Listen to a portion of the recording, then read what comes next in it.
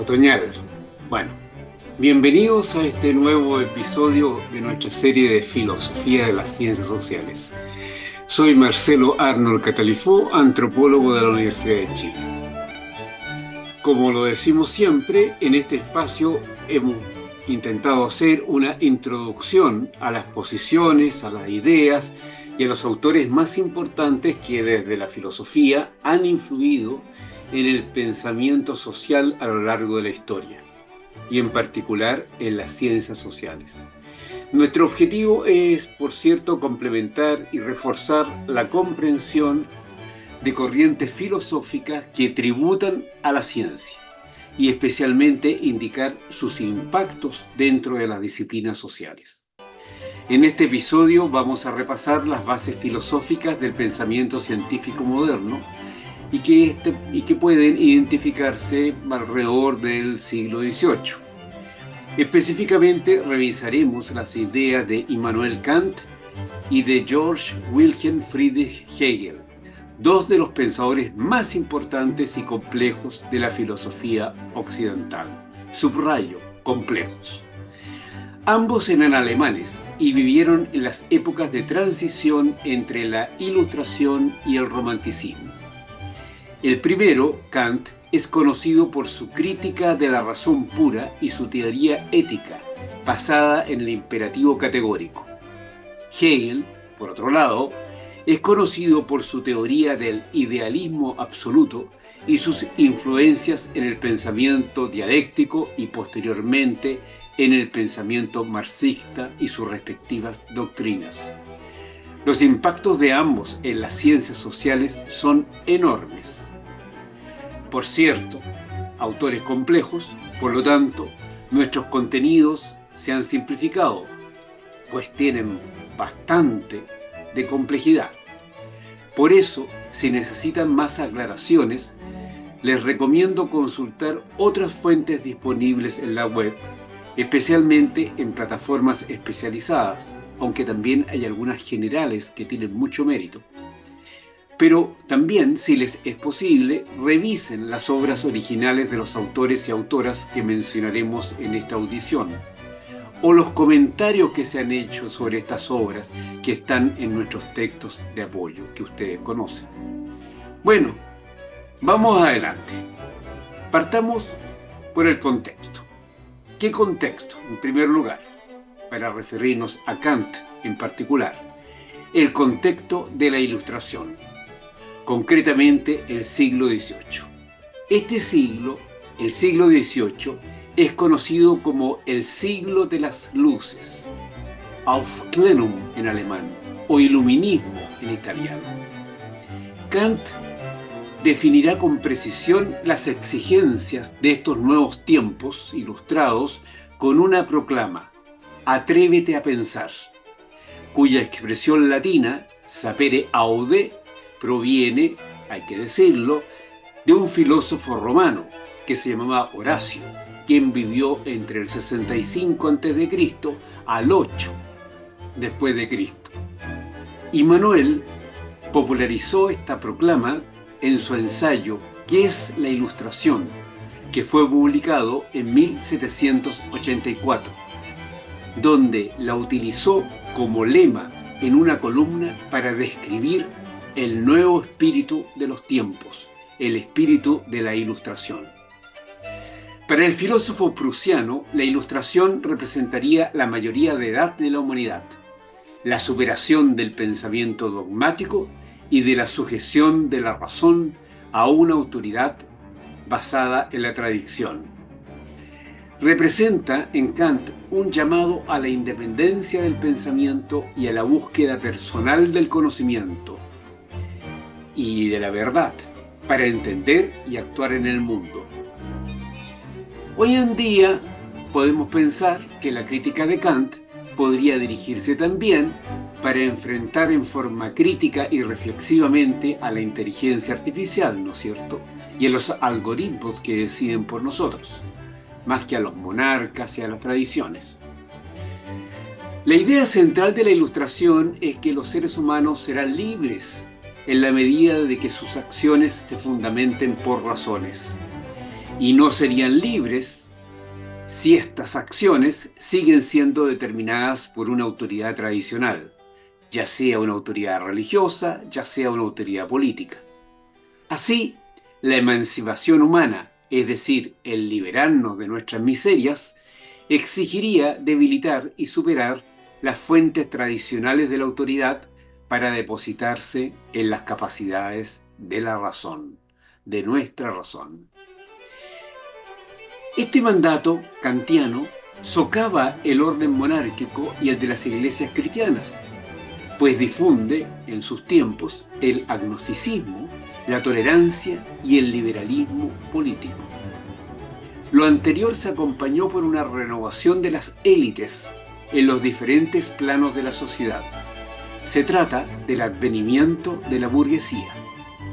Este nuevo horizonte cultural, como hemos explicado en anteriores audiciones, estuvo precedido por los cambios producidos por el enfoque newtoniano en el campo de la ciencia y en el campo económico con la expansión del comercio y el afianzamiento de un modo de producción capitalista. Los y las ilustrados e ilustradas destacarían la idea de que la racionalidad sería, como decía Aristóteles, una potencia humana universal, pero que para su actualización exige educación, pues solo las personas instruidas podrían elegir y dar forma a sus destinos. Ellas y ellos, los educados y las educadas, se harían las preguntas correctas y encontrarían las respuestas adecuadas, respuestas con que podrían hacer de sus vidas algo bueno y justo, tal como lo esperaban los antiguos. Por otra parte, se confía en que la realidad puede conocerse con la ciencia, a la cual se le sigue denominando en estos tiempos filosofía de la naturaleza. Pero la observación y la experimentación ya han empezado a ganar un gran protagonismo. Estas nuevas ideas están en línea con la creencia ilustrada de que el conocimiento y la educación son fundamentales para el avance humano y social. Como señalaba el filósofo francés Condorcet, quien vivió entre 1743 y 1794, la razón terminaría de imponerse sobre la ignorancia, el fanatismo y el mal. Y como lo había indicado un siglo antes Francis Bacon, la razón sería el principal medio para el progreso de la humanidad. Quizás eran muy optimistas. En los discursos ilustrados, que luego serán retomados por el positivismo, del cual hablaremos más adelante, la razón científica promovería y expresaría el creciente progreso observado en la humanidad. El modelo a seguir era el siguiente. Las personas, los y las ilustradas, deben fundamentar sus argumentos con la razón. Deben interesarse por conocer las cosas y deben afanarse en aprovechar la naturaleza. Estas personas son deístas, aceptan a un Dios como causa primaria o como primer motor, pero no como interviniente en la historia y en la vida humana. Las personas creyentes, fuesen católicos o protestantes, van a dejar sus preocupaciones últimas solo a su fe. El principal medio de propagación de estas ideas fueron las academias científicas, algunas fundadas en el siglo anterior, en el siglo XVII. Desde estas academias empieza a constituirse una suerte de comunidad intelectual internacional, europea en concreto. Muchos miembros de las logias masónicas, que eran y son organizaciones transnacionales y que en aquel momento representaban a las nuevas élites burguesas, fueron prominentes ilustrados. En muchas ciudades europeas se organizaban las sociedades de debate y con la libre circulación de los libros se fomentaban y difundían estas nuevas novedades. Aparecen en la escena social los salones para reuniones y discusiones, a los cuales se invitaba a prominentes filósofos como Voltaire, Montesquieu y Diderot. Muchos de esos encuentros eran organizados por mujeres nobles o de la alta burguesía. Los periódicos también se estaban multiplicando y se va originando con su lectura la llamada esfera pública burguesa, como la va a nombrar el filósofo alemán contemporáneo Jürgen Habermas. Simbolizan esa época los 35 volúmenes de la enciclopedia, también llamada Diccionario Razonado de las Ciencias, las Artes y los Oficios.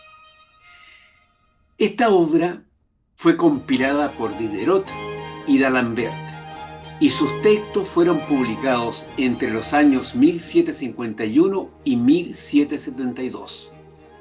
Para el primero de esos filósofos, Diderot, el propósito de esa obra fue el de, comillas, reunir el conocimiento disperso por la superficie de la Tierra y desentrañar su sistema general, cierre comillas. Este proyecto enciclopedista va a ser o va a intentar integrar el conocimiento acumulado y simultáneamente a los puntos de vista racionalistas y seculares. En materias religiosas y para escapar de la censura, sus articulistas practicaron la ambigüedad, aunque en regiones más católicas de Europa, como en España, la enciclopedia fue censurada.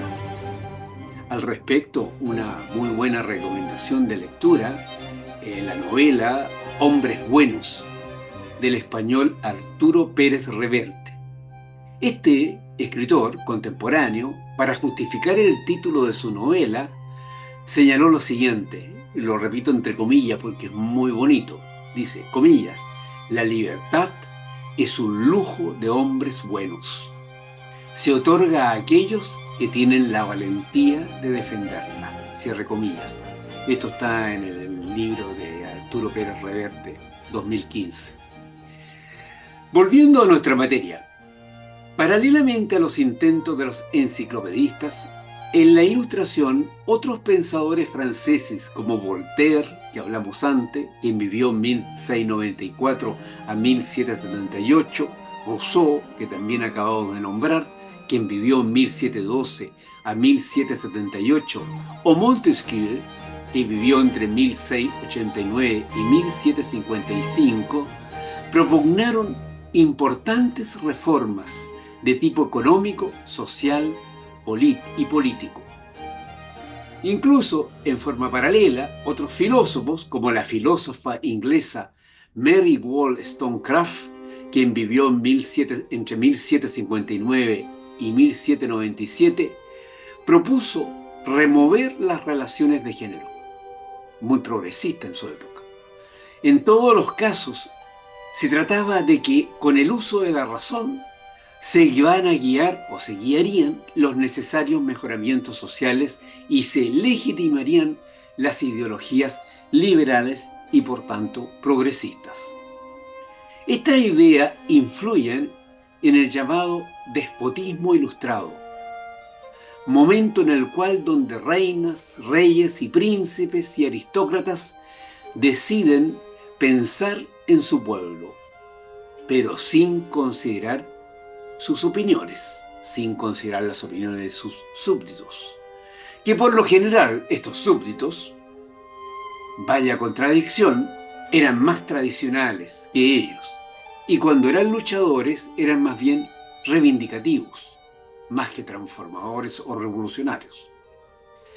Es el caso de entre estos déspotas ilustrados, el caso de la emperatriz Catalina II de Rusia, que reinó entre los años 1762 a 1796, o de José II en Austria, que reinó entre el año 1765 a 1780, o de el famoso Federico II, el Grande, en Prusia.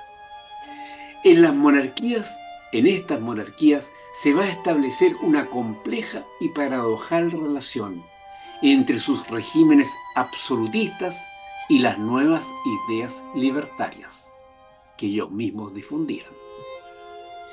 Muchos nobles reformadores y burgueses ricos fueron mecenas de filósofos y también de artistas. Artistas como Händel, Haydn o incluso el conocidísimo famoso Mozart. El monarca prusiano Federico II, al cual nos referimos antes, por ejemplo, declaraba, abro comillas, mi ocupación principal es combatir la ignorancia y los prejuicios, iluminar las mentes, cultivar la moralidad y hacer que las personas sean tan felices como se adapte a la naturaleza humana y según lo permitan los medios a mi disposición. Cierre comillas. Un déspota ilustrado. La muerte en la guillotina de Luis XVI en 1793 va a marcar el fin de las monarquías absolutas. Y todo ello culminará luego, como sabemos, con la Revolución Francesa, acaecida en 1789. Esta revolución instaló la hegemonía de las clases burguesas urbanas por sobre la aristocracia, por sobre el clero y por sobre el campesinado. 10 años después, en el año 1799, Napoleón Bonaparte dará un golpe de Estado, pasando a ser el primer cónsul de la República Francesa. Luego, como sabemos, constituirá un imperio que abarcaría casi toda Europa y muchísimos dominios extraeuropeos o coloniales. En adelante, las ideas ilustradas se proyectarían hasta el siglo XIX, acompañando a sus campañas militares, y por la floreciente industria de los libros, la que daría origen a una verdadera revolución lectora. En la América, específicamente en la colonizada por España, las ideas ilustradas fueron contenidas durante un tiempo, dado que se cerró la América española a la llegada de extranjeros, incluyendo sus libros.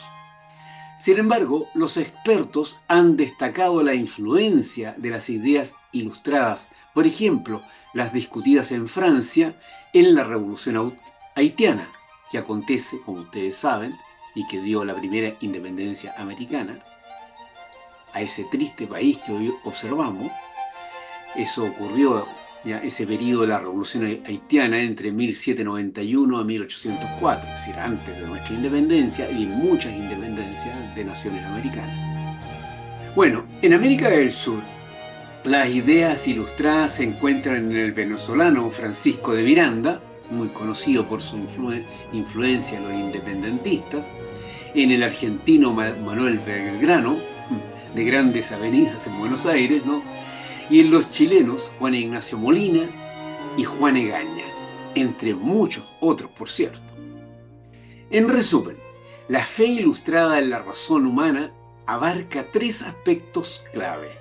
Primero, la libertad humana se basa en acciones fundamentadas en razones, no en autoridades tradicionales, religiosas o políticas.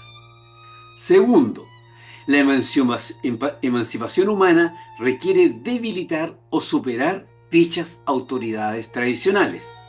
Y tercero, la racionalidad universal solo necesita educación para ser activada. Como resultado de todo aquello, las personas tienen derechos, incluido el de moldear su destino. La razón humana, por otro lado, implica también que todo puede ser descubierto, todo puede ser conocido, desde el universo, como lo indicaba Newton, hasta la arquitectura, como lo indicó Palladio, pasando por la producción de sistemas políticos justos, como quedaría claramente señalado en la Constitución de los Estados Unidos de América, 1776. Es en ese contexto sociohistórico, en ese momento, que se proyectan los debates filosóficos del siglo anterior, es decir, las disputas entre quienes destacaban las ideas y la razón, con los que señalaban que el conocimiento se genera solo en las impresiones desde lo sensible. Será justamente Immanuel Kant quien se propondrá superar este conflicto entre el racionalismo y el empirismo, estableciendo una nueva síntesis, su propia filosofía. Y esta filosofía kantiana será un nuevo punto de partida que representará a la filosofía de la Ilustración, la que luego se confrontará con las ideas de otro alemán, Hegel.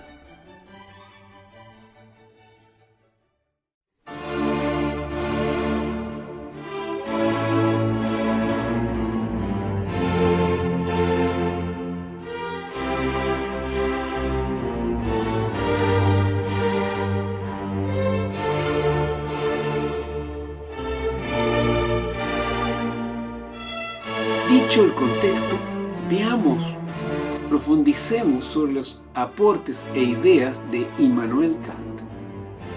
Primero situemos que Kant vivió entre 1724 y 1804.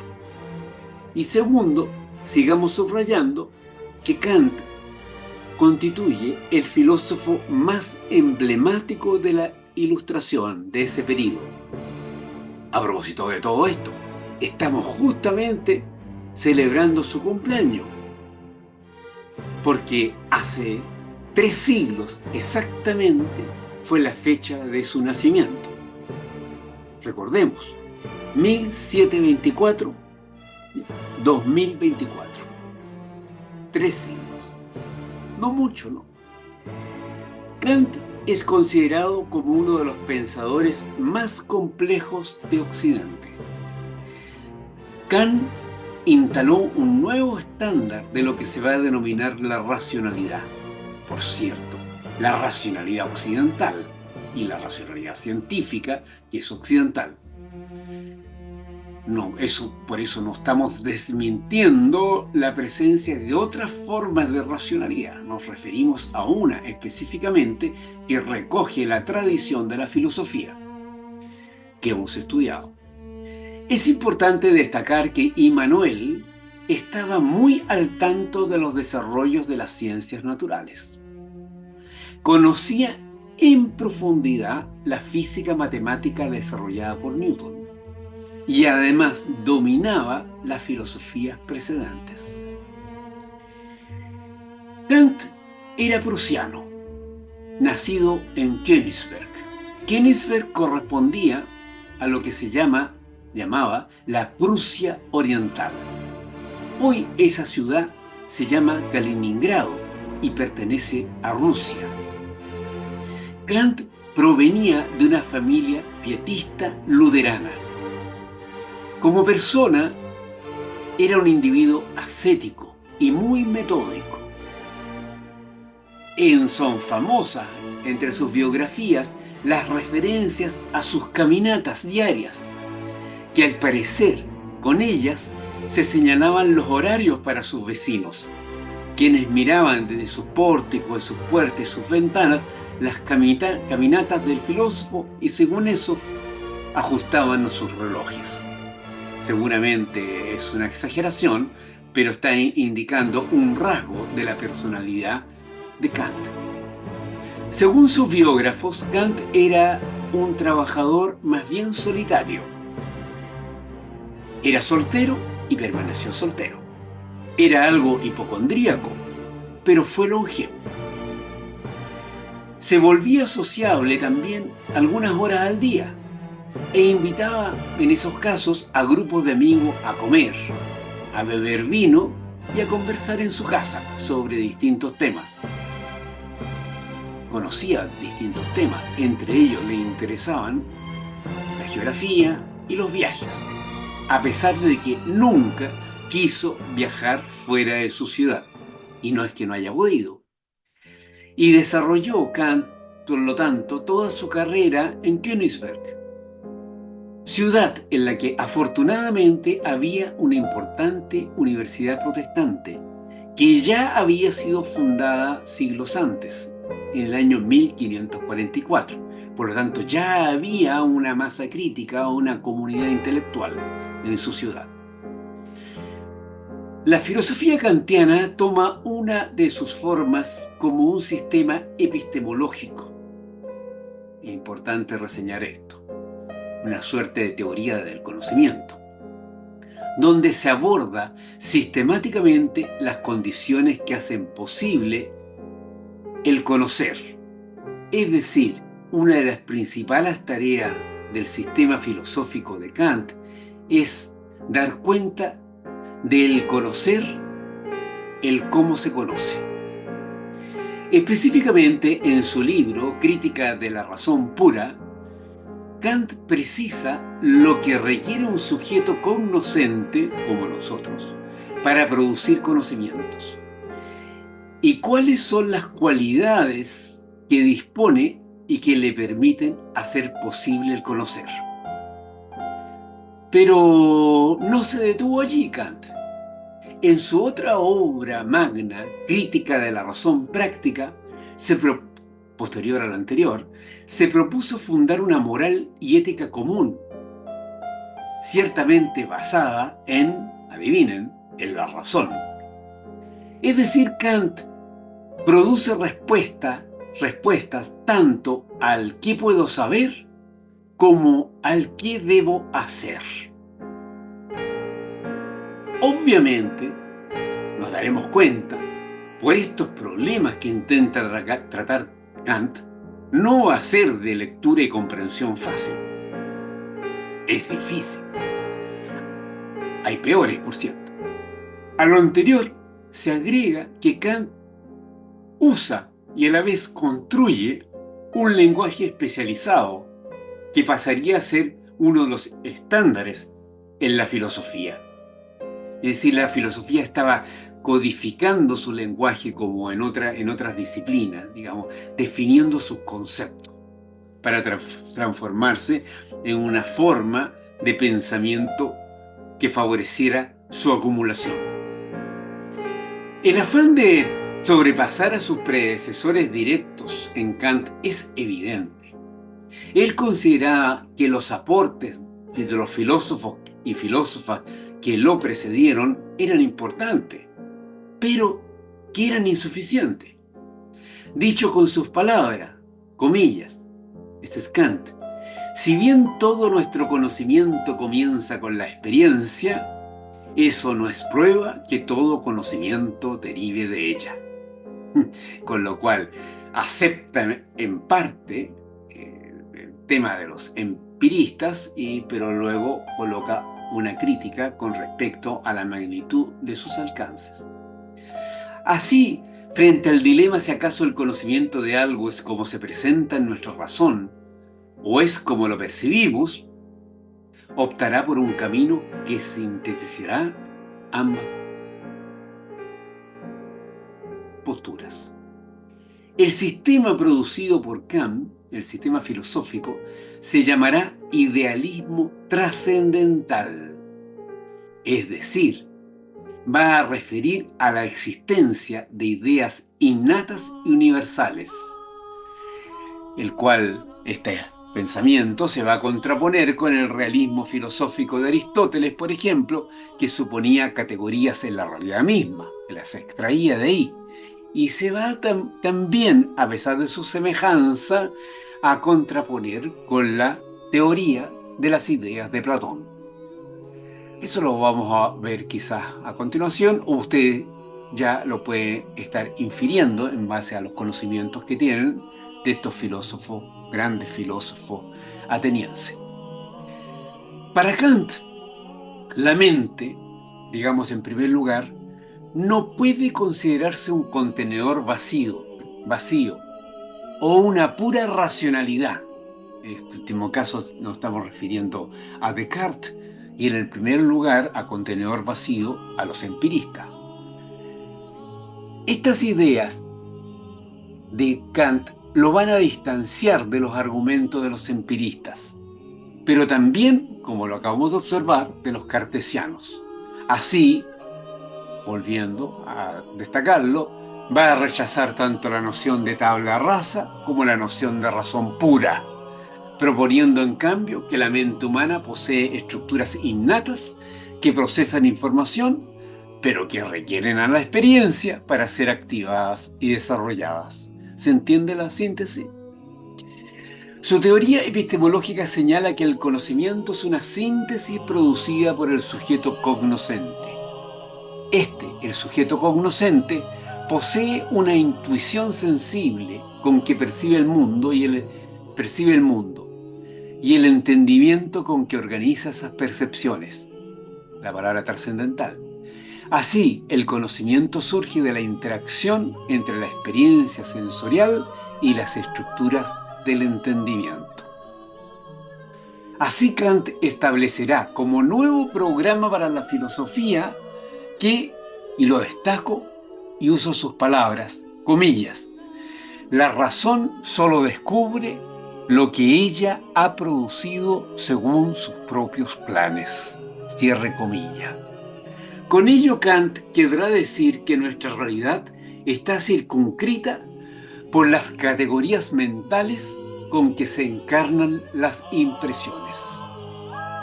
Esta postura la llamará el mismo, es decir, el mismo Kant, una revolución copernicana. Y aunque algo de su novedad ya podríamos haber atisbado en Hume, esta postura es muchísimo más radical y comprensiva en Kant. Veamos.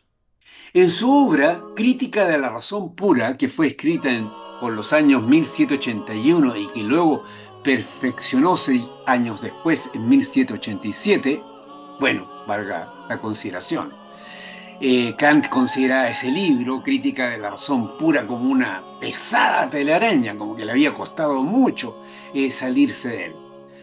Porque en ese texto, Kant, ni más ni menos, intentaba aclarar los límites del conocimiento humano. Esto, a ver que lo entendamos. Intentaba aclarar y conocer el cómo conocemos. Es un ejercicio de reflexividad, como ustedes ven, enorme. En este intento, en este esfuerzo, va a dar cuenta Kant del llamado sujeto trascendental. ¿Qué es el sujeto trascendental? Se trata de aquel que posee las condiciones de posibilidad para producir conocimiento, es decir, de las condiciones de un ser racional. Con la palabra crítica, Kant quería decir, por si acaso, revisar las cosas o ideas que se dan por sentadas. Ese es el nombre. Crítica de la razón pura, Descartes. Crítica de la razón pura, crítica al cartesianismo. Ideas que se han dado por sentadas.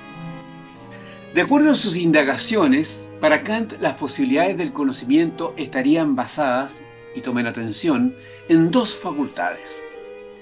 La primera, la intuición sensible o empírica, es decir, aquello que le permiten sus ojos, sus oídos, en suma, nuestros sentidos, que es lo que daría lugar a las impresiones. Las impresiones son, como sabemos, la materia prima del conocimiento. Y en segundo lugar, la facultad del entendimiento o facultad intelectual, facultad con la cual las experiencias sensibles se conforman, es decir, se estructuran para producir los conceptos y las relaciones que permiten establecer los juicios de entendimiento, es decir, que permiten entender. Así concluye Kant que para el entendimiento se requieren ciertas condiciones que delimiten y ordenen nuestras experiencias.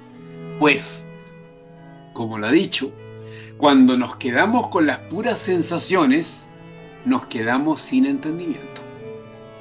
En tal sentido, el conocimiento se concibe como una construcción activa, producida por un sujeto, desde una serie de enlaces y estructuraciones que aplica a los datos sensibles. Así concluye Kant que no es solo la conciencia la que se adapta a las cosas, también las cosas deben adaptarse a la conciencia.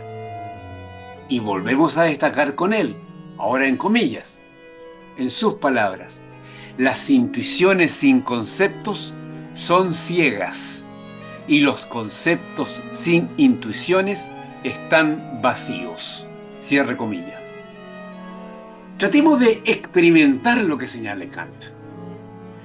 Podemos imaginarnos las condiciones mentales como una especie de recipiente, un vaso, que le da forma al líquido que se deposita en él. Este recipiente o vaso representa las condiciones de posibilidad del conocimiento. ¿Por qué? Sería como una especie de contenedor en donde se configura lo que percibimos. Específicamente, como se aprecia, los conceptos como formas mentales, una vez adquiridos, funcionarán como estructuraciones activas de los datos sensibles. Piensen en el color blanco, que estructura aquello que nos impresiona a través de las sensaciones, estas diferentes longitudes de onda. Así, son categorías del entendimiento, los conceptos. Son formas por medio de las cuales los sujetos, nosotros, configuramos la realidad que pensamos. De tal modo, la razón humana dispone de estructuras. Pero no solamente las dispone, las necesita para poder conocer. Entre las estructuras para conocer, Kant va a destacar, y esto es un estándar, va a destacar a los conceptos puros o a priori de la intuición. Con estos conceptos puros o a priori, el sujeto introduce un orden y regularidad primaria a los fenómenos. Un ejemplo de ello, de estos a priori, son las nociones de tiempo y espacio, las que denominará categorías básicas. Con lo anterior quiere decir Kant que, por ejemplo, Newton, cuya obra conocía muy bien, como lo hemos señalado, jamás habría podido hacer sus observaciones ni sus experimentos sin contar con estas coordenadas mentales para desarrollar su mecánica. Es decir, no los podría haber hecho sin una concepción previa o a priori del tiempo y del espacio lineal. Lo paradojal, y esto no es importante, y usted experiméntelo, es que no podemos percibir directamente el tiempo ni el espacio. Es decir, forman parte de lo que hoy día llamamos un punto ciego o la idea de punto ciego. Pues estas coordenadas, el tiempo y el espacio, son solo formas de entendimiento. Pero solamente con ellas percibimos las cosas en un momento, es decir, en una hora o en un lugar. Son solamente formas previas. En este sentido, esas categorías, y recordemos a los griegos, estas formas de entendimiento, son incorruptibles, son innatas, son universales, son trascendentales. Aquí vamos a observar, por cierto, algunas similitudes con el platonismo al postular entidades universales e inmutables previas a la experiencia como requisitos para el conocimiento. Platón hablaba de ello como las ideas, lo que es la belleza, lo que es el amor, lo que es la virtud. ¿Ya?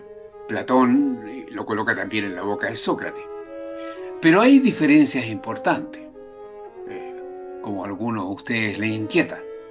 Mientras que Platón propone entidades inmutables y trascendentes, las ideas, da cuenta de ellas como existentes independientemente del mundo sensible, es decir, como entidades trascendentes.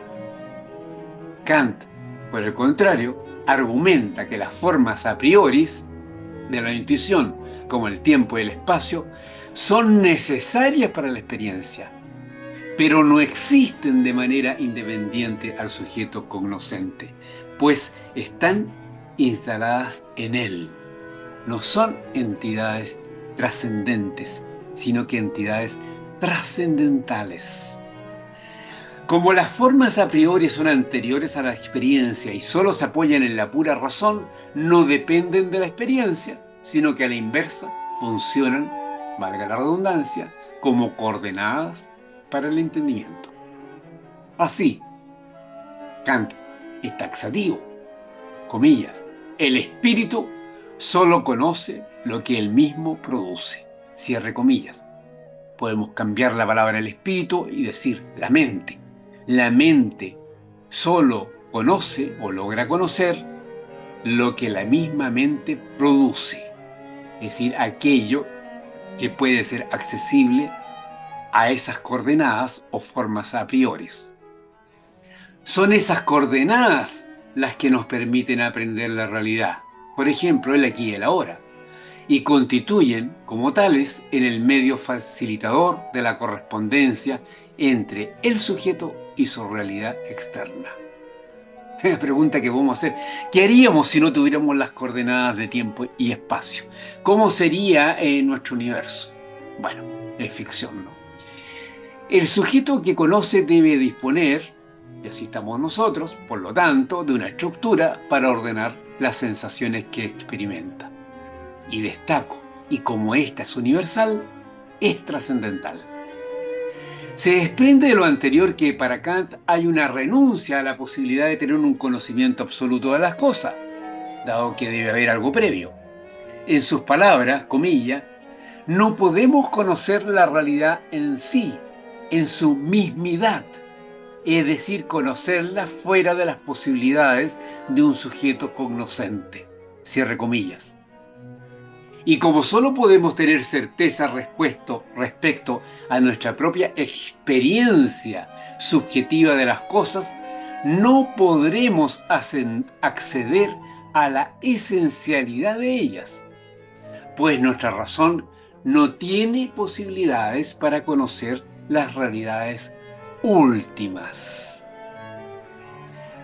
Como lo reseña para él mismo, ¿no?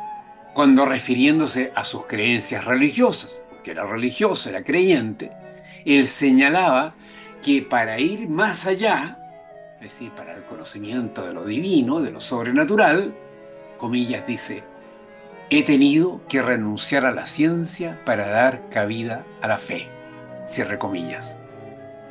Y añade, interesante, Kant, dice, Dios o el alma pueden pensarse, pero no conocerse. Por lo tanto, y aquí indica otra importante diferencia, debe distinguirse entre el pensar y el conocer. Podemos pensar sobre todo lo que queramos, y otra cosa es aquello que podemos conocer.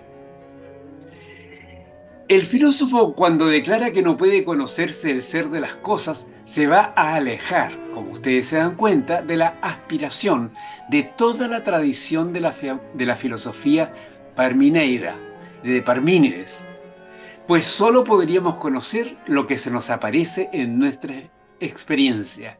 Esto es, como ustedes saben, solo podemos conocer fenómenos, nunca las cosas en sí.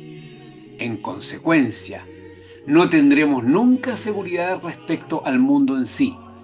Solo hay seguridad de lo que este mundo es para mí. No sé si es blanco, pero lo veo blanco. Y usted también, a veces. El pizarrón me refiero.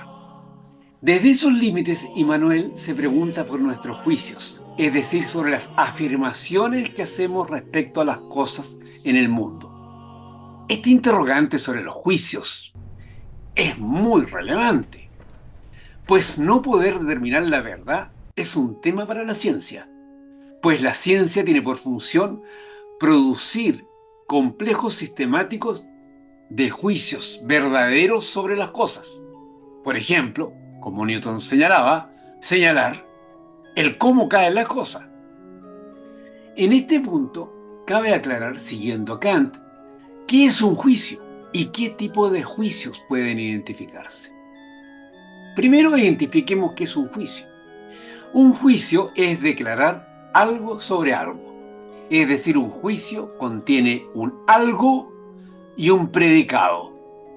Por ejemplo, un S, un algo, es un P y se refiere a ese S un predicado. Por ejemplo, el hermano de mi madre es mi tío. O las solteras no están casadas. Observemos estos juicios. Tienen cierta particularidad.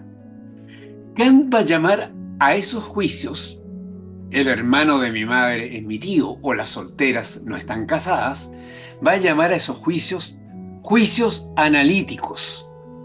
Tienen ciertas características estos juicios. Se trata de proposiciones que, en principio, no proporcionan nueva información, pues no agregan conocimientos. Son, como ustedes se dan cuenta, definiciones. Y en cuanto tales, en cuanto a definiciones, son indesmentibles, son universales, son necesarias para entender. Tío tiene que ser un hermano de mi madre, salvo que sea un tío postizo, ¿no?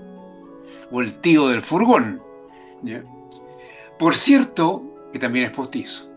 Pero también hay otros juicios, y que estos son importantes. Estos juicios son los que agregan información sobre un S, sobre un algo. A estos juicios Kant los va a llamar juicios sintéticos. Los juicios sintéticos son aquellos que añaden algo distinto a lo que ya se sabe. Por ejemplo, señalar que la mayoría de los solteros están solos. O que el hermano de mi madre estudió, como yo, antropología. En estos últimos juicios, como se aprecia, su contenido de verdad no está asegurado, pues no todos los solteros están solos y no todos mis tíos han estudiado antropología. Estos juicios requieren confirmarse con experiencias, es decir, son conocimientos a posteriori. Estos juicios, llamados sintéticos, tienen, como se dan cuenta ustedes, y se darán cuenta más adelante con mayor profundidad, tienen un enorme valor para la ciencia, pues estos juicios son aquellos cuyas proposiciones o contenidos no se derivan consustancialmente de algo, y por lo tanto no se los puede suponer universales o necesarios. Por el contrario, deben asegurarse y definirse sus alcances. Esto significa, técnicamente, que los contenidos de los juicios sintéticos son contingentes. Contingencia. Es decir, pueden ser de otra manera. Pues como suponemos, y ustedes supondrán, muchos tíos, y de los míos también, y de los de ustedes, no han estudiado antropología. Y muchos solteros y solteras tienen pareja, o a veces muchas parejas. Pero el problema que más interesará a Kant será la presencia de juicios sintéticos en su modalidad a priori. Lo repito, juicios sintéticos en su modalidad a priori. Es decir, entregan información antes de la experiencia. Estos juicios van a referir a conocimientos de realidades que no se recogen con los sentidos, sino que más bien las realidades que se indican dependen de ellos. Ya hablamos de aquello al referirnos al tiempo y al espacio. Estos juicios sintéticos a priori se refieren a conocimientos que son independientes de la experiencia, es decir, son verdades que ocurren tanto en el sueño como en el estado de vigilia, como decían, dormido o despierto, como decían los griegos, pero que añaden información universal y necesaria, como por ejemplo, la recta es el trayecto más corto entre dos puntos, o 4 más 3 son 7. Kant se preguntará, ¿cómo son posibles estos juicios que son aplicables a todas nuestras experiencias? Bueno, provienen de la geometría y la matemática, ¿no? El problema a dilucidar es entonces, ¿cómo un sujeto que solo puede sentir lo propio desde sus estados puede sentir algo que no es lo propio, que no es propio de él? Debemos preguntarnos entonces, ¿de dónde salen esas intuiciones puras? ¿Dónde está lo que los remite? Pues, por ejemplo, ni el espacio ni el tiempo son cosas. Esta posibilidad de discernimiento con ellas debería, según Kant, implicar algo nuevo, una especie de percepción de las percepciones. Una posible solución, es algo complejo, ¿no? Sería que estos conocimientos, a priori, están depositados innatamente en nuestra mente, que no los aprenderíamos. A eso se le denominará, más adelante, apercepción, apercepciones. Y este será un tema central para la filosofía fenomenológica posterior, que la vamos a dejar en el cajón por el momento. Para Kant, el mundo de la razón tampoco estaría aislado, sino que está relacionado con la voluntad y con el mundo de la libertad humana, es decir, con la autonomía de las personas. Vamos a un terreno conocido. Ese mundo, el mundo de la voluntad, puede tener muchas formas. Y como puede tener muchas formas, y hay muchas personas comprometidas con él, se va a exigir un control para poder construir el orden moral. Y aquí tenemos una primera función del orden moral. El orden moral es aquel que va a regular nuestras acciones, dado que es posible accionar de muy distintas maneras siguiendo nuestra voluntad, dada nuestra condición de autónomos. Pero la respuesta kantiana va a hacer que ese orden moral no se va a fundar en la tradición ni en la religión, sino que lo va a hacer fundar en la razón, como lo señalamos al principio. Así, frente al problema del orden moral que sostiene a la sociedad, nuestro filósofo desarrollará una teoría sobre los llamados imperativos categóricos o deberes, sin los cuales no hay base para la moral y cuya función, dada por él, es proporcionar una respuesta racional a la pregunta sobre qué debo o qué se debe hacer. Por ejemplo, este es el tema de cómo es posible la sociedad, cómo es posible la cultura. Por ejemplo, el respeto a las opiniones o el considerar que el ser humano debe ser tratado como un fin, no como un medio, contacto o recurso para algo que me conviene.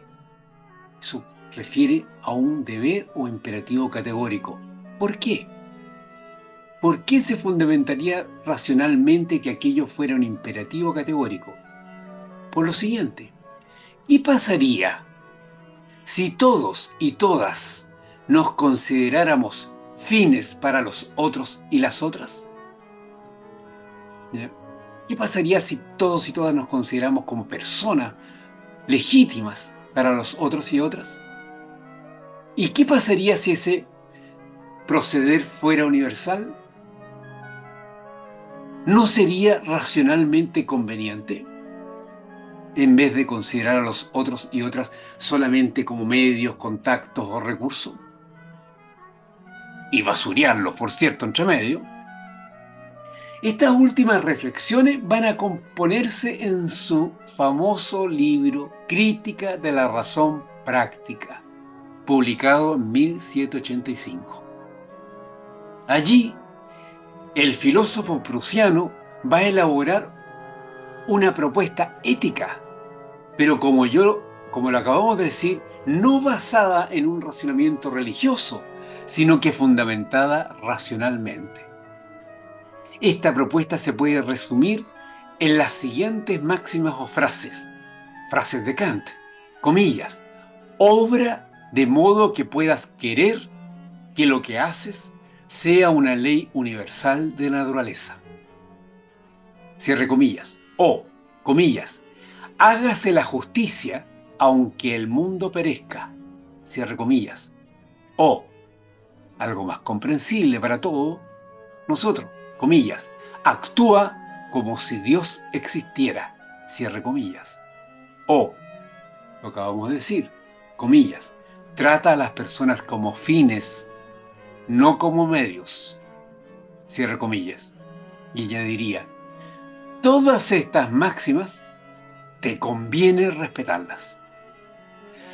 Las guerras, por el contrario, negar a los otros y a las otras, las discriminaciones, por lo tanto, serían del todo irracionales.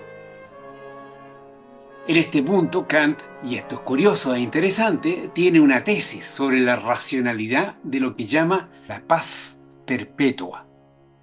En su época, la época de Kant, y no hablé mucho de ello en el contexto, en otra ocasión lo haré, en la época de Kant, siglo XVIII, se conocía mucho de guerras. Y como todas las guerras, todos los que participaban, directa o indirectamente, quedaban afectados, si es que sobrevivían. Y gran parte de esas guerras se justificaban con una motivación detrás, que para que un bando sobreviviera, el otro debía desaparecer. O estoy yo o estás tú. Como así uno se ríe irónicamente, como lo que hoy se dice en los actuales conflictos. ¿Ya? ¿Les suena? Este pueblo, esta sociedad, este país, este grupo no debe existir para que yo exista. Por lo tanto, lo aniquilo. Él pensaba que eso no era deseable, además de no posible, ¿eh? Pero por sobre todo, no era razonable. Ese es el punto.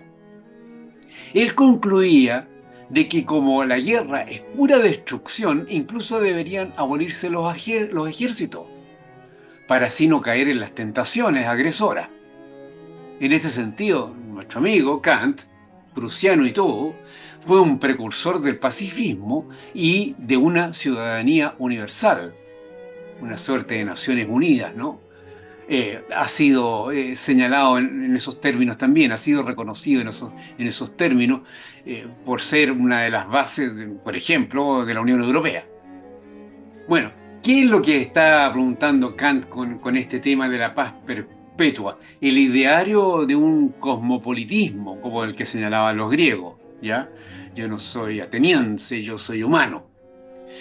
Finalmente, con Kant se abre un nuevo dualismo que desafortunadamente no llegó a sintetizar. Y que de alguna manera va a ser sintetizado por filósofos posteriores, incluso a Hegel. Esto es la diferencia entre la experiencia del conocimiento o razón pura y la experiencia del comportamiento o razón práctica. Es decir, el choque entre ambas racionalidades. La racionalidad de la razón pura y la racionalidad de la razón práctica. El epitafio de Kant, es decir, las frases que están en su tumba, resumen algo de lo anterior. En este epitafio se dice lo siguiente, comillas. Ya, está autorreferido, ¿no? Dos cosas llenan mi mente con un temor reverencial: el cielo estrellado sobre mí y la ley moral dentro de mí. Esa frase, que a todo esto no se sabe si fue pedida para tal objeto, para el epitafio me refiero, está contenida en la crítica de la razón práctica. En ella se refleja la idea de que la contemplación del universo nos hace reconocer nuestra pequeñez cognitiva y que la ley moral es universal y necesaria para nuestra felicidad y realización personal. Interesante. Digamos que Kant se siente, al menos por su epitafio, como un ser humano realizado. En síntesis, entre los aportes de Kant a la filosofía de las ciencias sociales destacamos las distinciones entre juicios analíticos y juicios sintéticos, lo que permite entender cómo se produce el conocimiento y cómo se pueden formular las teorías científicas. También con Kant ya señalamos que el conocimiento no está limitado a la percepción, ¿ya? Y tampoco está delimitado a la pura razón. que la ciencia debe estar basada en la razón y no en la autoridad o la tradición, y que con la razón se debe actuar en el mundo y en la sociedad. Es interesante advertir, para terminar, a nuestro amigo Kant que los principios, sus principios, los principios kantianos sobre el uso de una racionalidad teórica y práctica han sido contradichos permanentemente en la práctica humana concreta. Eh, Hago alusión aquí, bueno, importante, una cultura más general de la intelectualidad del siglo pasado, lo que el escritor austriaco, que a lo mejor alguno de ustedes conoce, que se llamó Stefan Zweig, vivió entre 1881 y 1942, ¿ya? Lo que Zweig llamó el suicidio de la razón. Él, de hecho, se suicidó en Florianópolis, si no me equivoco, en Brasil. Hay una película sobre ello, ¿ya? En lo cual Zweig y su esposa, su pareja, estaban absolutamente conmovidos con la irracionalidad de la Segunda Guerra Mundial, que él no alcanzó ni siquiera a ver su terminación, porque su muerte acaeció y su pareja acaeció en 1942. Ya era un escritor judío austríaco, ¿eh? Muy conocido, ¿ya? Él habla del espíritu de los tiempos, ¿no? Bueno, una cosa muy interesante. Por si alguna vez lo han leído, se los refuerzo, fue una muy buena lectura. Y si alguna vez se topan con él, sí es interesante. Tiene unas preciosas biografías. ¿Ya? Eh, Ahora, cierro paréntesis, ¿ya? Como se ha dicho, el apremio civilizatorio de los grandes principios racionales de carácter universal han seguido siempre, o hasta el momento, ante los datos de una realidad que es más emocional que otra cosa. Una anécdota reciente que lo he comentado, ¿no? Lo tiene como protagonista el mismo Kant.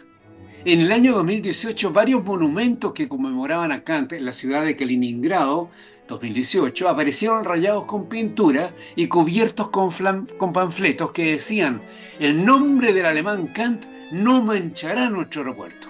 Plop. La razón de todo esto: se estaba en medio de una votación popular para colocar nuevos nombres a los aeropuertos más grandes de Rusia, y se asumía que Kant, para sus detractores, no era un verdadero ruso, aunque él era uno de los nombres propuestos. En forma decidida, en ese mismo año, un alto oficial naval ruso lanzó un ataque verbal, una arenga, frente a sus marineros, antes de que la consulta se cerrara, es decir, para influir en ello. Esta proclama también apareció en YouTube. Bueno, este alto oficial decía del filósofo lo siguiente, sobre Kant: se humilló yendo de rodillas a rogar que lo nombraran a una facultad de la universidad para que pudiera enseñar. Y allí no era suficientemente, no sé, valeroso, eso quiere decir, supongo, ¿no? Y allí, en esa universidad, escribió unos libros incomprensibles que nadie aquí ha leído ni leerá. Bueno, es más o menos obvio que él no los había leído y que tampoco los iba a leer. Así manifestó el vicealmirante Sorenga. Interesante, ¿no? Cuando uno escucha esto y escucha otras cosas equivalentes, uno dice: ¿cuánta razón tenía Hume sobre el papel de las emociones como guías de nuestras acciones? Bueno, ya hemos terminado Kant, simplificado. Veamos qué argumenta la antítesis, Hegel.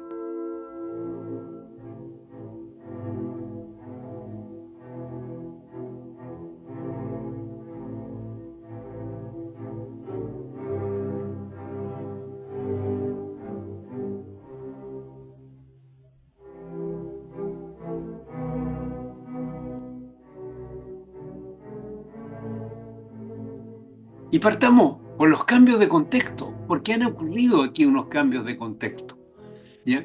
Porque estamos pasando en un breve tiempo de una escena cultural que llamamos la Ilustración a otra escena que llamamos el Romanticismo.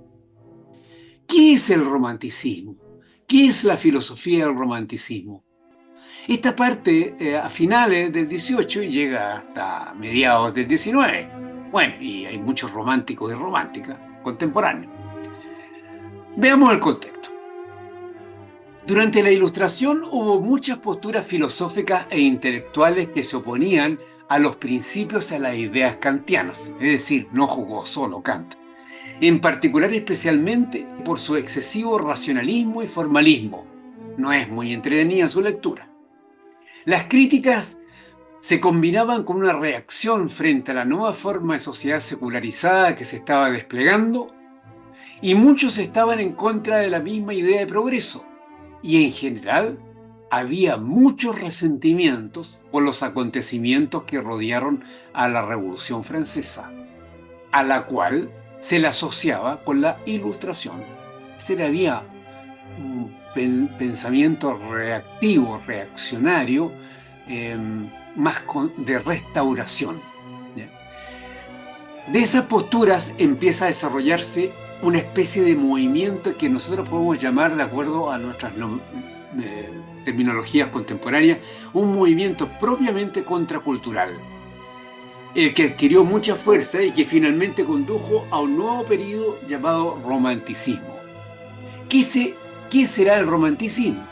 El romanticismo va a ser un horizonte cultural donde se revalorizará el papel de las emociones, de lo intuitivo, cierto, de lo no racional. También se valorará la naturaleza, el teísmo, el panteísmo, el misticismo, la expresión artística, la sensualidad, la individualidad y, de sobremanera, lo subjetivo. Los modelos románticos son personajes apasionados e impredecibles, exuberantes o melancólicos, trágicos y enfermizos. Poco tienen que ver con el racionalismo de los y las modernos y modernas. El romanticismo y el estilo romántico impulsan a traspasar los límites. En él se combinan el gusto por las nuevas experiencias y el rescate por lo ancestral. Es por ello que en esa época se van a revitalizar las mitologías europeas sobre los germanos, sobre los celtas y otros pueblos ancestrales, los que se acompañarán por ideas que exaltan lo medieval y lo mágico. Se incrementa una pasión por el individuo, la imagen del dios Dionisio, pero también se destaca una noción de espíritu humano universal. Todo ello conduce a la búsqueda de las raíces y al resurgimiento de las identidades culturales. Pronto, en esa época, con la idea de nación, se empezarán a dar fundamentos ideológicos a los movimientos nacionalistas. En el mismo periodo aparecen los estudios de folclore y de la etnomusicología, ambas subdisciplinas de la antropología. Por ejemplo, se destacan en Alemania las recopilaciones de cuentos populares, cuentos que ustedes conocen, que fueron realizadas por los hermanos Grimm, Jacob y Wilhelm. Por ejemplo, ¿quién de ustedes no escuchó? Cenicienta, Caperucita Roja, La Bella Durmiente y muchos otros cuentos que ustedes conocen muy bien, que provienen de recopilaciones de cuentos populares realizadas ya en el siglo XVIII y parte del XIX. A este movimiento cultural romántico se lo llamará del ímpetu y de la tormenta, en alemán Sturm und Drang. Se trata de fuerzas, el ímpetu y la tormenta, se trata de fuerzas que para el filósofo y poeta alemán George Novalis, 1772-1801, se indican como las tendencias del corazón humano, las tendencias de la pasión y del sufrimiento.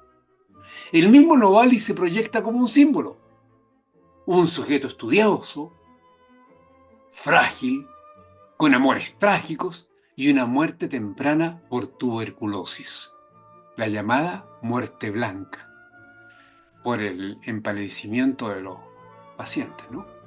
En uno de sus poemas decía, miren qué maravilla, de romántico, ¿no? Comillas, el camino misterioso va hacia el interior. Es en nosotros y no en otra parte donde se halla la eternidad de los mundos, el pasado y el futuro. Cierre comillas, Novalis. Se trata de una época indudablemente de sensibilidades Ahí se van a revisar las ideas de intelectuales y filósofos, como el pensador francés Jacques Rousseau, ese, el mismo, el que dijo, el hombre nace bueno y la sociedad lo corrompe. Por otro lado, el escritor Wolfgang von Goethe escribiría una famosa novela, que hoy día se lee poco, que se llamaba Las desventuras del joven Werther. Estamos hablando de 1774. Bueno, la lectura de ese libro llevó a docenas de jóvenes a suicidarse, porque se identificaban con la sensibilidad y pasión del joven artista que era su protagonista, Werther, quien se suicida por un amor no correspondido. Bueno, en esa época hasta le copiaban la ropa, tal como quedaba descrita la ropa en la novela, ¿no? En los jóvenes, ¿no? Que lo querían imitar, como hoy en día imitan a otros ídolos juveniles. En la ciudad de Leipzig, en Alemania, 1775, incluso se prohibió la publicación de la novela de Goethe, ¿ya? Por considerarla que era una incitación al suicidio y que podía impresionar a las personas débiles. Bueno, y este es bien famoso, ¿eh? De hecho, él es el autor del famoso libro sobre el profesor Fausto. Fausto, el profesor que vende su alma al diablo. En esos mismos tiempos está Ludwig von Beethoven, quien rompe con la música clásica y compone, 1823, la novena sinfonía, cuya melodía, que la deben haber escuchado ustedes docenas de veces, es hoy el himno de la Unión Europea. La novena representará un hito en la historia de la música y hasta ahora se la considera como una de las obras más influyentes y significativas de todos los tiempos, en el campo de la música, por cierto. Esta composición, recuerden, escúchenla, se destaca por el uso de la voz humana en el cuarto movimiento, es decir, un uso coral, donde se canta la famosa Oda a la Alegría, que a su vez, ¿ya?, fue escrita por un filósofo que se llamó Friedrich Schiller, otro romántico. Así se ejemplifica el romanticismo musical, junto con otros autores, un estilo que buscará expresar las emociones humanas de manera más directa y emotiva que la música clásica anterior. En ese campo también se encuentra más tardíamente a Richard Wagner, que impregna sus obras con el nacional romanticismo, o Delacroix, que pinta esa imagen de esa joven con la bandera francesa. El cuadro se llama La libertad guiando al pueblo, 1830, con el cual simboliza no solo lo que se piensa cuando se enarbola, digamos, ya ese cuadro, sino que ese cuadro simboliza el amor patrio. Víctor Hugo, que también ustedes deben ubicarlo, publicaría en esa misma época o estilo cultural Nuestra Señora de París o El Jorobado de Notre Dame. Recordemos, un hombre desdichado, de mala figura, pero de un buen y muy buen corazón.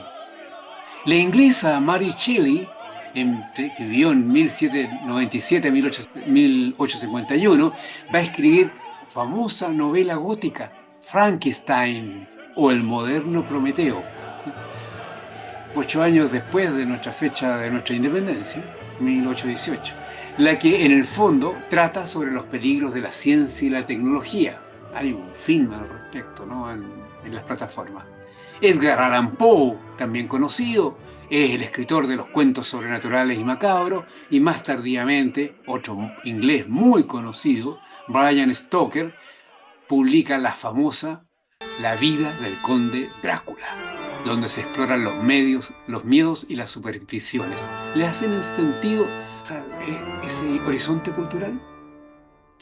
Bueno, para mayor redundancia, y a mí me gusta la redundancia y los ejemplos, veamos otro ejemplo emblemático de figuras románticas. Uno que me gusta mucho a mí es de George Sand y de Frédéric Chopin, ¿ya? Aunque este último, Chopin, nació en Polonia, son dos figuras importantes del movimiento romántico francés, más bien tardío. La música de Chopin y la lectura de Sand fueron y son muy populares, y en esa época tuvieron una gran importancia e impacto en el movimiento romántico tardío, porque son figuras emblemáticas. Primero, mire, curioso e interesante, Sand nació con el nombre de Amandine Lucille Aurore Dupin. Fue muy conocida por su defensa de los derechos de las mujeres y la lucha contra el patriarcado o patriarcalismo. En su obra se incluyen novelas, ensayos y obras de teatro, y exploró en ellas temas como el amor, la libertad, la religión. Pero solo con su nombre masculino pudo ser tomada en serio como una escritora, además de moverse con más libertad en una sociedad que restringía la independencia de las mujeres. Si ya saben, George Sand es un apodo de Amandine. Chopin, por su parte, fue compositor y sus famosas piezas para el piano reflejan la sensibilidad romántica como nadie. Sus composiciones están caracterizadas por la emoción y la pasión. Su obra icónica, escúchenla, es el Nocturno en Mi bemol mayor, opus 9, número 2. Precioso. ¿Ya? George y Frederick tuvieron, entre ellos, una intensa y tumultuosa relación amorosa, que para la época fue considerada escandalosa, por cierto, e inapropiada. Además, para colmo, ella era divorciada y él era muy enfermizo, débil y retraído. ¿Ya? Bueno, con el romanticismo, ahora en el plano de la filosofía, otro horizonte de la cultura, que hasta ahora era una disciplina natural y epistemológica, recordemos a Kant, se va a producir una apertura al arte, a la fantasía, a la historia, a los mitos, las costumbres tradicionales y la religiosidad popular. Así va a aparecer la corriente filosófica del idealismo alemán, con pensadores como Johann Fichte, 1762-1814, que fue, o se le atribuye a él, la creación de la tríada dialéctica, tesis, antítesis y síntesis. Bueno, este Fichte revisa a Kant, concluyendo que no habría una separación entre la cosa en sí y lo que es esta para mí, ya que el conocimiento es producto de una relación activa entre ambos, somos una misma cosa. Friedrich Schilling, otro filósofo idealista, fue discípulo de Fichte y también trabajó como profesor en la Universidad de Jena, la Universidad de Jena, Alemania, fue la cuna del idealismo y el romanticismo alemán. También otro tema interesante con Schilling, que fue colega de Hegel. Bueno, Schilling confronta la razón analítica de Descartes señalando que el hombre, la naturaleza y Dios conforman una sola unidad, una misma naturaleza colectiva, una totalidad absoluta. Bueno, este tipo Schilling se la lleva, introdujo el concepto de inconsciente, que más adelante retomaría Freud en su teoría sobre la mente. ¿Qué tienen en común estos pensadores idealistas? Van a cuestionaron profundamente las ideas establecidas en la filosofía de su tiempo y buscaron nuevas formas de comprender el mundo y el papel del ser humano en él. Es decir, ya apuntaron hacia la ilustración. Como resume Marías, un filósofo español, para los románticos, no tenemos nosotros el saber, sino que el conocimiento nos tiene a nosotros. No está el saber en nosotros, sino que nosotros en el saber. Es decir, algo va a decir Hegel al respecto, la humanidad se piensa a sí misma. En términos epistemológicos, la realidad es producto del sujeto pensante, del yo, y por lo tanto se basta a sí misma. Ni la naturaleza, ni Dios, ni los demás hombres están fuera de esa conexión. Detrás de estas ideas están muchos pensadores y también un panteísmo que disuelve el yo en un nosotros y el nosotros en un yo infinito. Es en ese contexto que se va a destacar la obra de Hegel.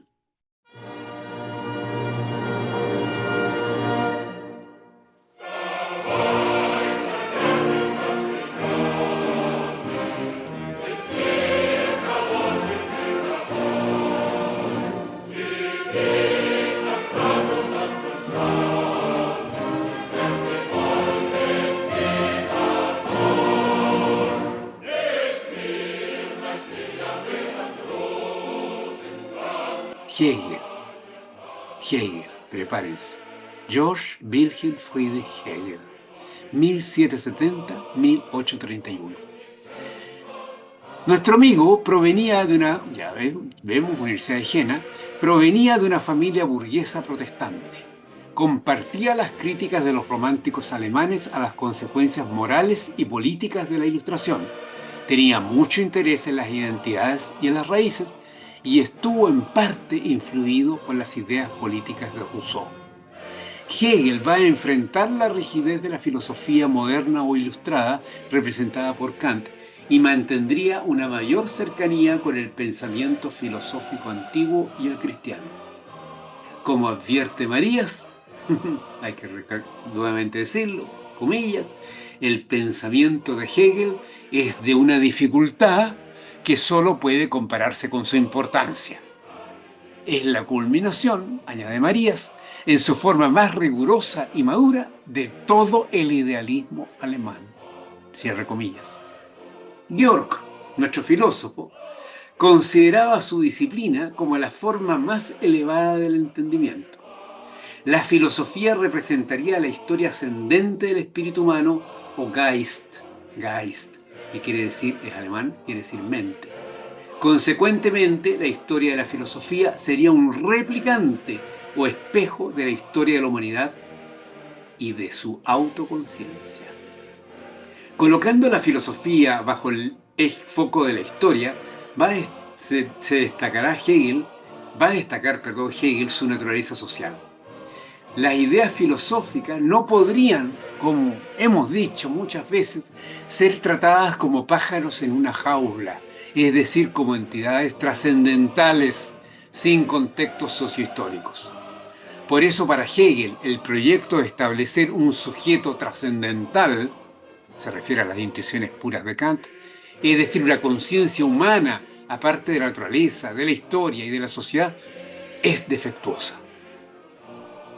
Como tanto el conocimiento como la verdad los entendería como productos históricos, no debe extrañarse que Hegel haya llegado a ser y sea el filósofo favorito de las ciencias sociales. La filosofía hegeliana se vuelve a un idealismo. En este idealismo se declara que los objetos de la realidad se elaboran conceptualmente en la mente. Para él, esta razón elaborada es dinámica, es una realidad viva, y la realidad es un devenir, un movimiento, un autodespliegue. Y porque todo está en movimiento, no podrían establecerse criterios eternos y tampoco universales. De hecho, es el primero en hacer efectiva una interpretación dialéctica de la historia de la filosofía, que fue su tema, la historia de la filosofía, o historia de las ideas, señalándola a esta historia como una especie de momentos que se conservan y se superan hasta llegar a él.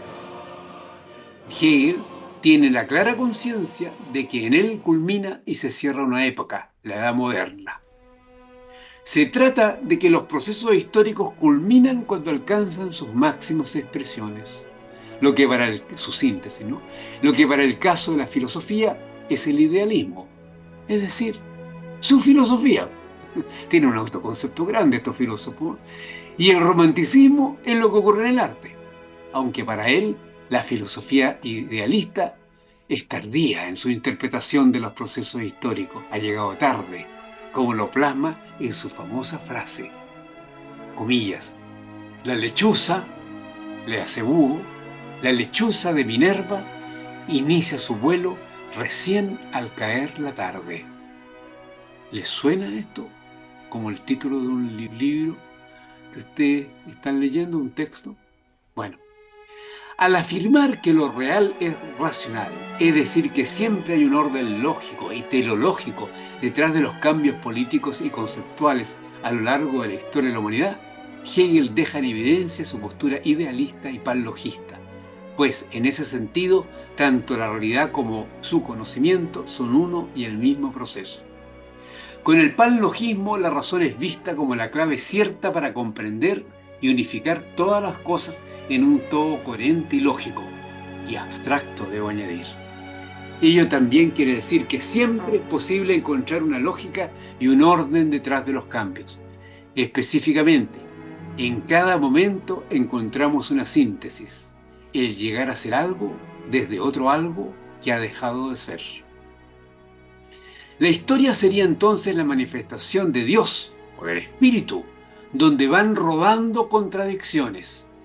En ese camino la historia separa lo bueno y lo malo, pero lo sensato sobrevive.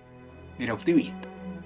La historia sería un proceso continuo de desarrollo humano gracias a la razón y su capacidad de pensamiento crítico, es decir, de reflexión. Su devenir sería un sobrepasar continuo de aquello que, comillas en Hegel, comillas, aquello que aparece bajo la forma de lucha contra sí mismo como momentos recíprocamente necesarios. Sería el devenir. Para abordar el devenir, vale decir la historia, desarrolla como método a la lógica dialéctica. Con la lógica dialéctica se sobrepasan los hechos históricos particulares y se permite abordar su sentido. Así sostiene que la dialéctica sería o será el método adecuado para analizar y comprender los procesos históricos, pues la dialéctica permite identificar las contradicciones y conflictos internos para llegar a una comprensión más profunda de su finalidad o propósito subyacente. Es por ello que las contradicciones que destacaron los filósofos dualistas anteriores, como la contradicción entre lo universal y lo particular, que señalan Parménides y Heráclito, o la de mente y cuerpo, por ejemplo, que señala Descartes, solo son perspectivas incompletas, pues en realidad dialécticamente se revelan compatibles bajo un concepto de orden superior, es decir, con su síntesis. Dicho de otro modo, las contradicciones se requieren mutuamente. Hegel ejemplifica lo anterior señalando cómo lo que ha llegado a ser en política, en el arte o en la historia lo ha sido debido a las contradicciones presentes en sus etapas anteriores. Por eso, ese método, la lógica dialéctica, sería la capaz de descubrir lo absoluto en los conflictos de lo relativo.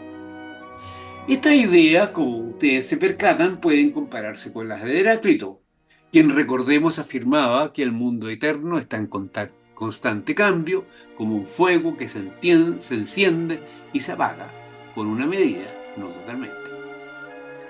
Específicamente, el momento dialéctico, en Hegel, ocurre cuando algo se contrapone al momento anterior. De tal tensión surgirá una síntesis que los envuelve y reconcilia para volver a empezar de nuevo, pero ahora a un nivel más complejo. A eso se le llama técnicamente la superación o Aufhebung en alemán. Estas ideas serán popularizadas con el esquema triádico de la tesis, antítesis y síntesis, aunque recordemos que estas ideas, estos conceptos nunca fueron utilizados por él. Más bien, y aquí aprofundicemos, este esquema habría sido desarrollado antes por Kant y por Fichte, y luego fue difundido por los comentarios exegéticos sobre Hegel, para simplificar un poco Hegel, realizados por un discípulo hegeliano, Heinrich Moritz, y por muchos otros en lo que siguió, quienes buscaron aligerar, simplificar la rebuscada filosofía hegeliana y sintetizarla en una fórmula más comprensible. Es difícil. Es en su obra magna, La fenomenología del espíritu, publicada en 1807, donde Hegel concibe la noción de un sujeto colectivo, es decir, no individual, que se encuentra en permanente autodesarrollo hacia su autoconciencia o autodespliegue hacia el saber absoluto. Este sujeto colectivo lo denominará el espíritu absoluto. ¿Qué representa el espíritu absoluto? La humanidad o la historia. Se trata de que los hombres pasan, pero el espíritu va permaneciendo y al mismo tiempo desplegándose como sujeto, como unidad y diferencia, englobando, ¿no? Lo anterior se ejemplifica con una famosa frase, comillas, César debió cumplir con lo necesario. Su persona pasó, finalmente pereció, pero quedó lo que era necesario. Cierre comillas.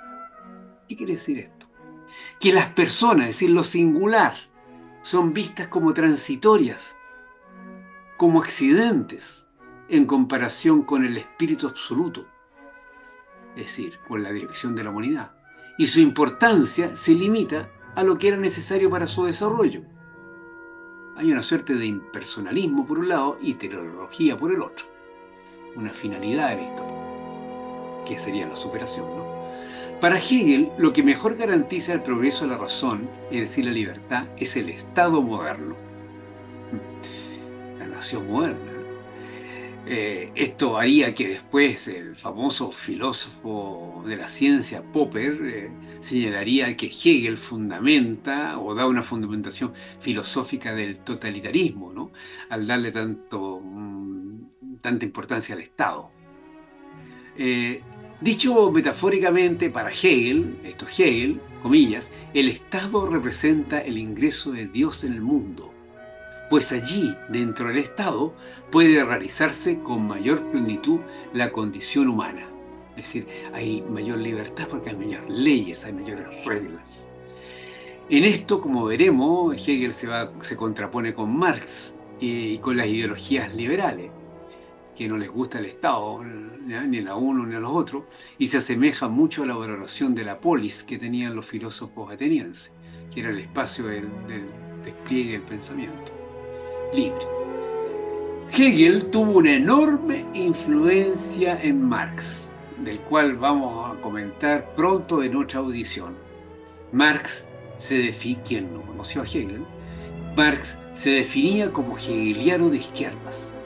Y luego, también Hegel tuvo una gran influencia en el siglo XX con una comunidad de pensadores que desarrollaron la llamada teoría crítica, dentro de los cuales son muy conocidos, y ojalá ustedes tengan oportunidad de leer algo de ellos.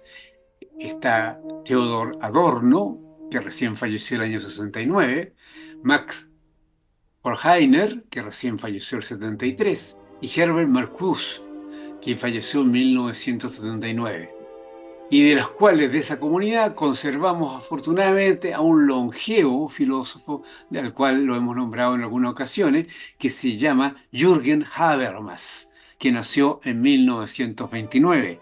Calculen su edad. En el Chile del siglo XIX, es decir, un siglo antes, Francisco Bilbao estuvo muy interesado en la obra de Hegel, la que va a combinar con el pensamiento liberal y la filosofía positivista. Bilbao es 1823 a 1865, por si acá, ¿ya? Ustedes deben conocer a Francisco Bilbao. Bueno, hay una importante avenida en Santiago que se llama de esa manera. Bueno, aparte de eso, ¿no? Es un gran intelectual. Fue un gran intelectual. Hegel también realizó importantes contribuciones a la filosofía de la ciencia. En su Enciclopedia de las Ciencias Filosóficas, publicada en 1817, postuló una concepción del pensamiento científico como un proceso donde, miren qué interesante la ciencia, ¿no? Un proceso donde se reconcilian las apariencias con las realidades. Pero ese conocimiento no sería una copia de la realidad, sino que el resultado de un proceso dialéctico en el cual se van sintetizando nuevas comprensiones, es decir, nuevas síntesis. Según Hegel, la ciencia debe buscar la comprensión de las leyes y los principios que rigen la naturaleza, en lugar de simplemente acumular datos empíricos. Y por supuesto, esta comprensión y sus principios están en un devenir dinámico. También critica Hegel, obviamente, de que la ciencia pueda ser completamente objetiva, pues se trata de una actividad humana y social, y como tal está sujeta a los prejuicios y a las limitaciones de la cultura y de la sociedad en la cual se desarrolla. Por lo tanto, vuelvo a destacar, el conocimiento científico y la ciencia como institución debe estar abierta a una constante revisión. Bueno, es con este gran filósofo y complejo y también complicado que se empieza a desplegar el pensamiento desde el siglo XIX o al siglo XIX. Siglo XIX es un periodo muy importante, que lo vamos a ver prontamente. Es importante en lo que respecta a los enormes cambios radicales en la cultura, en la política, en la economía, en la sociedad en su conjunto y en la ciencia en particular. Pero mira, Miren, esto se nos ha hecho muy largo, ¿ah? De eso, del siglo XIX, lo vamos a comentar en otra audición, ¿ya? Yo creo que esta ya ha sido suficientemente densa, extensa y complicada. Yo creo que es un buen momento para relajarse, descansar y tomar un buen café o convidar a los amigos y amigas y salir, como decía David, el filósofo empirista regalón, irse a tomar una buena cerveza. Bueno, buenos días, buenas tardes o buenas noches, o lo que sea para ustedes mientras han escuchado esta audición. Ha sido un gusto.